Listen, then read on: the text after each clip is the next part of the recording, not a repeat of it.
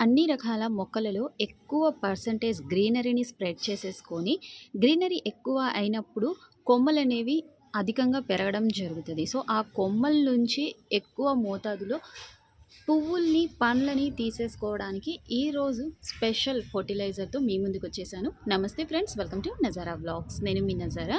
అందరూ వీడియోని స్కిప్ చేయకుండా చూడండి ఫ్రెండ్స్. వీడియోని చూస్తున్నప్పుడు లైక్ చేయండి. ఛానల్‌ని కొత్తగా విజిట్ చేసి వాచ్ చేసిన వాళ్ళందరూ కూడా సబ్స్క్రైబ్ చేసి మన ఛానల్‌ని సపోర్ట్ చేయండి. సరేనా? ఆర్గానిక్‌గా మనము అన్ని రకాల మొక్కల్ని గ్రో చేసే ప్రాసెస్ అయితే మన ఛానల్లో అందుబాటులో ఉంటుంది. ప్రతి మొక్క కూడా హెల్తీగా ఉండడానికి ఇవన్నీ సహాయపడతాయి. సరేనా? సో, ఇంట్రెస్ట్ ఉన్న వాళ్ళు సబ్స్క్రైబ్ చేసి లైక్ చేయండి.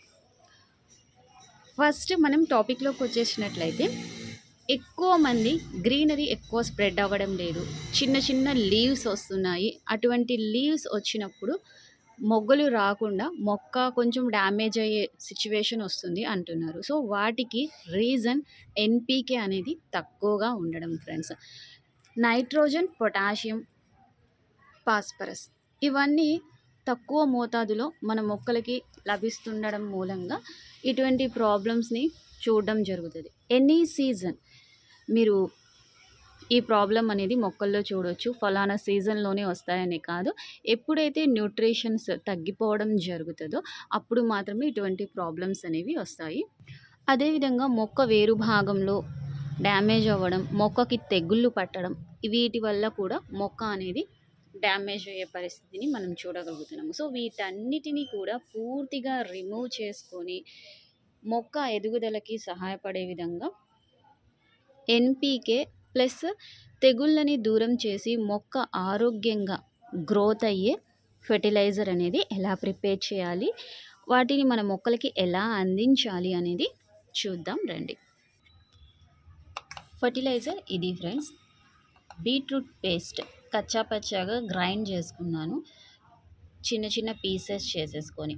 సో, ఇది వచ్చేసి హాఫ్ బీట్రూట్, ఒక మీడియం సైజ్ బీట్రూట్ ఉంటుంది కదా, సో అందులో నుంచి మనం ఈ హాఫ్ బీట్రూట్ అయితే తీసేసుకున్నాను.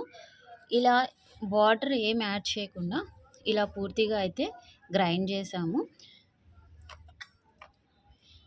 వీటిలో హాఫ్ అనేది నేను ఒక 8 లీటర్ల వాటర్లో మిక్స్ చేస్తున్నాను.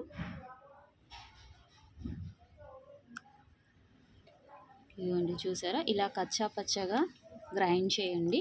మరీ ఫైన్గా కూడా అవసరం లేదు. పూర్తిగా మిక్స్ చేయండి. సో, ఇందులో నైట్రోజన్, ఫాస్ఫరస్, పొటాషియం అనేది ఎక్కువగా ఉంటాయి. ఇంకా magnesium, other nutrition sources friends. So, magnesium కూడా మన మొక్కలకి ఎటువంటి హాని జరగకుండా ఉండే విధంగా ఉపయోగపడడం జరుగుతుంది. ముఖ్యంగా మొక్కలలో ఎదుగుదల కోసం ఇది తప్పనిసరి. మీరు వారానికి ఒక్కసారి ఇలా అందించేసేయచ్చు, లేదా 15 రోజులకు ఒకసారి. మీరు బీట్రూట్ ఇవ్వలేరు అంటే, హోల్ బీట్రూట్ అనేది మనం ఇవ్వలేము అనుకున్నప్పుడు వాటి తొక్కలు కూడా ఇవ్వచ్చు ఫ్రెండ్స్. సో, అది మనం యూస్కే అయిపోతుంది, మొక్కలకి అందించడానికి లేదు, దానికి మళ్ళీ స్పెషల్గా అమౌంట్ పెట్టాలి అనుకునే వాళ్ళు వాటిని తొక్కలు ఉంటాయి కదా, సో ఆ తొక్కల్ని కూడా గ్రైండ్ చేసి మీరు సేమ్ ప్రాసెస్ ఇవ్వచ్చు. గ్రైండ్ చేసి ఇవ్వడం మూలంగా ఎక్కువ న్యూట్రిషన్స్ని మనం పూల మొక్కల్ని అందించగలుగుతాము. అదేవిధంగా ఆ తొక్కల్ని వాటర్లో నానబెట్టి 1 డే లేదా 2 డేస్ ఫర్మెంటెడ్ ప్రాసెస్ పెట్టి ఆ తొక్కల్ని తీసేసి 1 లీటర్కి 5 లీటర్స్ ఆఫ్ వాటర్ లేదా 1 లీటర్కి 3 లీటర్స్ ఆఫ్ వాటర్ మన మొక్క యొక్క ఎదుగుదలను బట్టి కలిపి మొక్కలకి అందించేసుకోవచ్చు ఫ్రెండ్స్.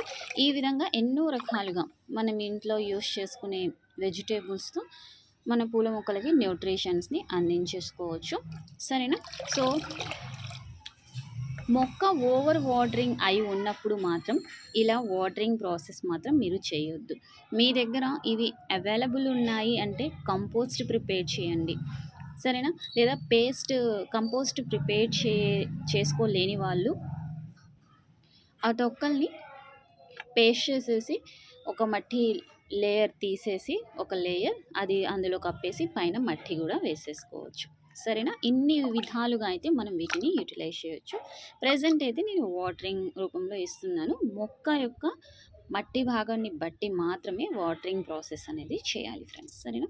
సో ఇలా ఇన్స్టెంట్‌గా ఇచ్చేసేయండి. ఒక 2 మినిట్స్ అలా కలుపుకున్నా నో ప్రాబ్లమ్. దీన్ని కామెంటేట్ చేయాల్సిన అవసరం లేదు.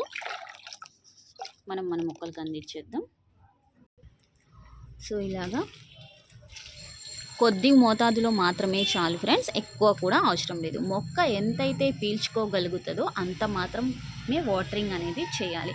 సో దీనివల్ల బెనిఫిట్స్ అనేవి మీరు ఇలా వీడియోలో చూస్తున్నారు కదా.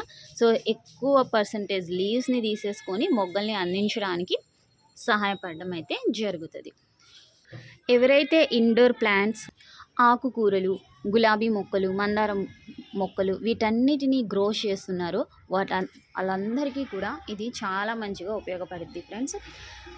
ఎక్కువ డార్క్ గ్రీనరీ, ఎక్కువ పెద్ద సైజులో ఆకులు తీసేసుకోవడానికి ఆస్కారం అయితే ఉంటుంది. ఎక్కువ మనం ఇండోర్ ప్లాంట్స్ పెంచుతున్నామంటే గ్రీనరీ కోసమే కదా. సో అటువంటి వాటికి కోసం చాలా మంచిగా ఉపయోగపడుతుంది. ప్లస్ అన్ని రకాల ఆకుకూరలు ఉంటాయి కదా. సో ఆకుకూరలకి కూడా ఇది చాలా మంచి బెనిఫిట్ అయితే అందించడం జరుగుతుంది. గులాబీ మొక్కల్లోకి వచ్చేసరికి ఎర్రటి చిగుళ్ళు స్టార్ట్ అవ్వడానికి ఇది తోడ్పడిద్ది. దాని తర్వాతే మొగ్గలు స్టార్ట్ అయ్యి ఇలా ఫ్లవరింగ్గా మారడానికి కూడా ఉపయోగం అయితే జరుగుతుంది. ఈ విధంగా మనము ఈ బీట్రూట్ ఫర్టిలైజర్ని ఎన్నో విధాలుగా ఉపయోగించి మన మొక్కకి సంబంధించి అన్ని రకాల ఆరోగ్యకరమైన గ్రోత్ కోసం ఎటువంటి తెగుళ్ళు, పురుగులు, మెయిన్లీ మొక్క యొక్క వేరు భాగం ఉంటుంది కదా. సో ఆ వేరు భాగానికి ఎటువంటి హాని జరగకుండా ఉండే విధంగా అయితే చూడడం జరుగుతుంది. సరేనా? మీ మొక్క యొక్క స్టేటస్ని బట్టి అన్ని మన ఛానల్లో ఉన్న ఫర్టిలైజర్స్ని యూటిలైజ్ చేయండి. సరేనా? మొక్క ఎదుగుదల ఎలా ఉంది ఏంటి అనేది చూసిన తర్వాతే మనం అన్ని రకాల ఫర్టిలైజర్స్ని అందించడం జరిగింది. అలానే అందించాలి. సరేనా? సో ఇదిగోండి లీవ్స్ స్టార్ట్ అయినవి. మీరు తప్పకుండా ఈ ఫర్టిలైజర్ అయితే యూటిలైజ్ చేయండి.